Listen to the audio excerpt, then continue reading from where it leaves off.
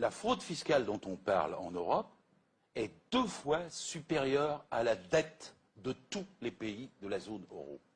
2 fois supérieure. Il faut comprendre ça pour les Français. Parce que normalement, ça devrait faire la une de tous les médias pendant des jours et des jours. La crise est résolue. Le chômage est résolu. Nous n'avons pas besoin de prendre 9 milliards à la sécurité sociale, 11 milliards aux collectivités territoriales, de baisser de 50 milliards les besoins sociaux dans le budget prochain. Il suffit de reprendre l'argent aux voleurs. Parce que c'est bien de ça dont il s'agit. Il n'y a pas que l'affaire Swiss Leaks.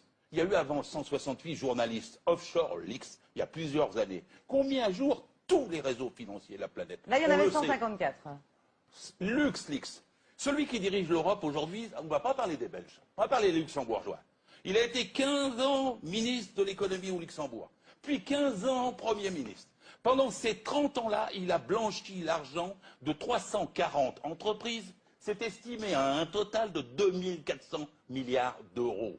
Parmi les 340 entreprises, il y a 58 multinationales françaises qui, au lieu de payer l'impôt à notre République, de permettre qu'on aide les chômeurs à avoir du boulot, de permettre qu'on ait de meilleurs hôpitaux, de permettre qu'on ait de meilleures écoles, ils trichent au Luxembourg avec la complicité de Jean-Claude Juncker, lequel dit aux Européens « ayez un budget en équilibre, les yeux dans les yeux, comme Cahuzac, ayez un budget en équilibre ».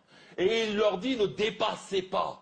Pendant qu'il triche et que c'est lui qui fraude sur le budget qui permet qu'il ne soit pas en équilibre. On est quand même dans un système inouï. Je ne sais même pas comment les peuples européens ne se révoltent pas face à ça. C'est dans leur poche. Chaque Français doit comprendre que c'est dans sa poche, que c'est dans ses droits qu'on les vole. Et ces 58 entreprises multinationales, on les dit toujours vive l'entreprise.